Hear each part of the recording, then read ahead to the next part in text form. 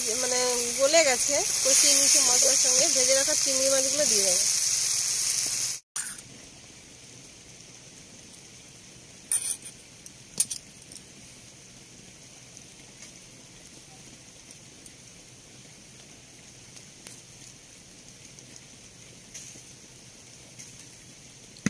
সমস্তগুলো বানানো হয়ে গেছে, এবার ভেজে নেব।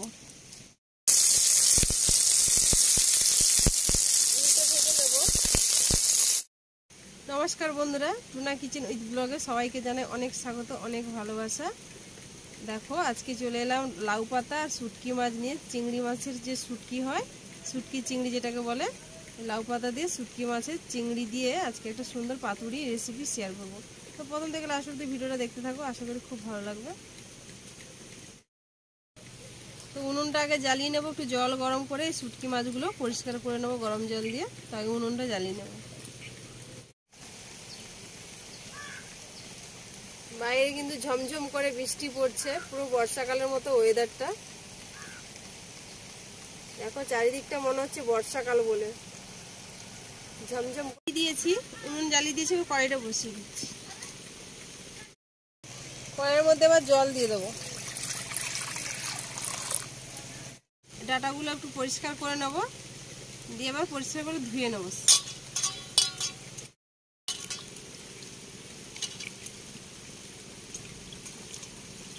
ভালো করে পরিষ্কার করে ধুয়ে নেবো। লাউ পাতার মধ্যে অনেক পোকা থাকতে পারে, সবুজ সবুজ। প্রত্যেকটা পাতা ধুয়ে নেবো। সাঁড়াশিটা আনতে ভুলে গেছি, এটা দিয়ে ধরে নিচ্ছি। গরম জলটা হয়ে গেছে, এবার শুটকি মাছে ঢেলে দেবো।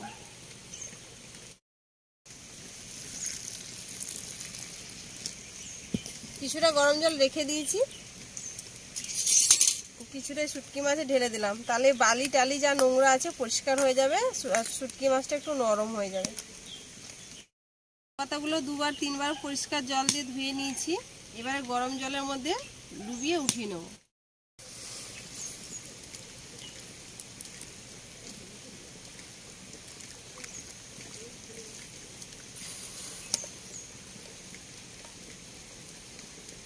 প্রত্যেকটা পাতা কিন্তু ডুবিয়ে নেব গরম জলে। যদি কোনো পোকা থেকে থাকে মরে যাবে, আর লাউ পাতাটাও নরম হয়ে যাবে।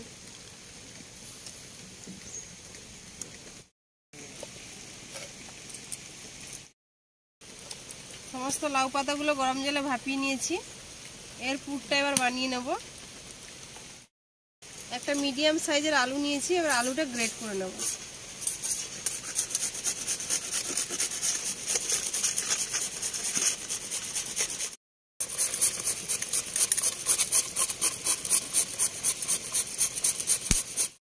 এই মাছগুলো ভালো করে পরিষ্কার করে তুলে নেব।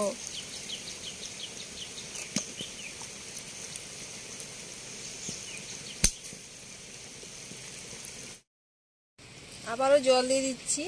শুটকি মাছে কিন্তু প্রচুর বালি থাকে, আর ছোট ছোট কাঁকড়া থাকে। কাঁকড়ার যে পাগুলো দাঁড়াগুলো থাকে, ভালো করে পরিষ্কার করে নিচ্ছি। আবার একবার ধুয়ে নিলাম। কড়াই তেল দিয়ে দিচ্ছি, সরষের তেল দিয়ে শুটকি মাছটা ভেজে নেব। লবণ হলুদ দিয়ে শুটকি মাছটা ভেজে নিচ্ছি।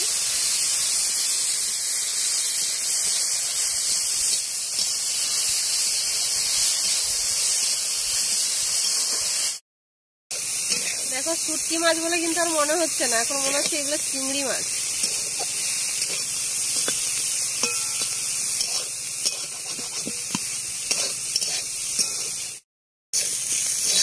তুলে নিচ্ছি।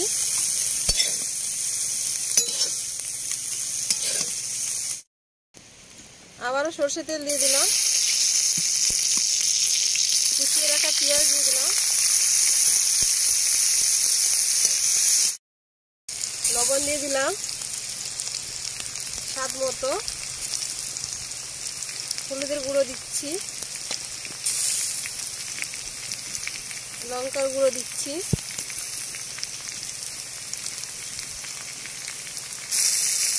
জিরের গুঁড়ো দিয়ে দিলাম।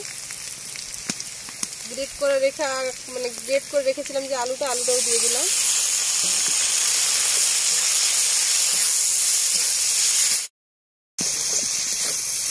আলুটা কষানো হয়ে গেছে, একবার গলে গেছে, কষিয়ে নিয়েছি মশলার সঙ্গে। ভেজে ভেজে রাখা চিংড়ি মাছগুলো দিয়ে দেবো, দিয়ে আরও কিছুক্ষণ নেড়ে চেড়ে নামিয়ে দেবো। দেখো পুরটা পুরোপুরি রান্না হয়ে গেছে, একদম রেডি হয়ে গেছে। এবার নামিয়ে নিলাম। দেখো এইটা দিয়ে ভাত খাওয়া যাবে, লোভনীয় একদম। যারা শুটকি মাছ নাক ছিটকায় তারাও খেয়ে নেবে কিন্তু এটা। এবার লাউ পাতার মধ্যে পুরটা ভরে মুড়ে দেবো।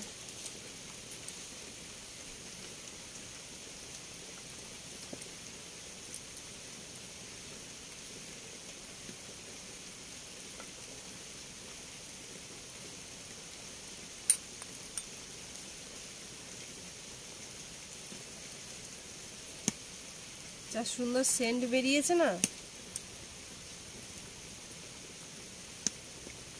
এটা ভেতরে সেদ্ধ হয়ে যাবে।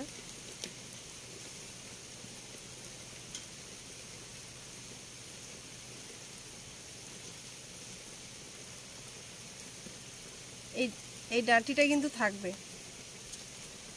আরো কিছু বানিয়ে নেব।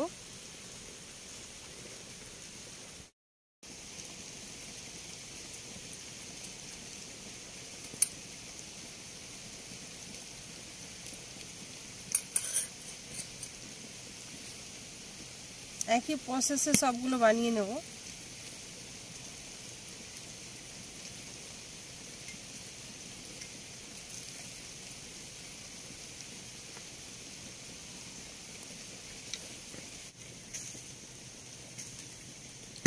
সমস্তগুলো বানানো হয়ে গেছে, এবার ভেজে নেব। এবার সাদা তেল দিয়ে দিচ্ছি কড়াইয়ের মধ্যে। এবার পাতাগুলো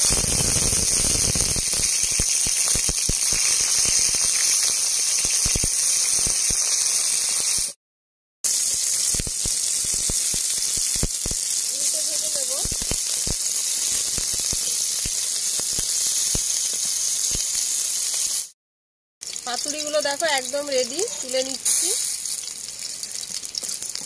পাতাটাও কিন্তু ফেলে দেওয়া যাবে না, পাতাটাকে খেতে মানে খাওয়া যাবে, একদম ভাজা হয়ে গেছে। আবারও ভেজে নেব সবগুলো একইভাবে।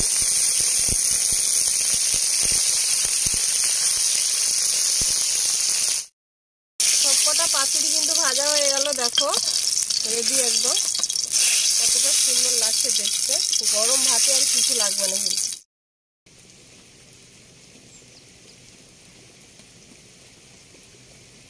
গরম গরম ভাত নিয়ে বসে পড়েছি কিন্তু পাতুড়ি দিয়ে, একদম লোভনীয়। দেখো কতটা সুন্দর হয়েছে।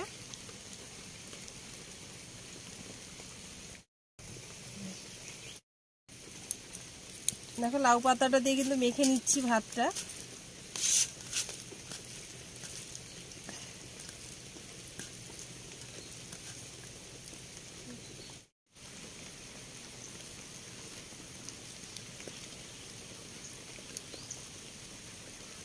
দারুণ লাগছে, দারুণ খেতে।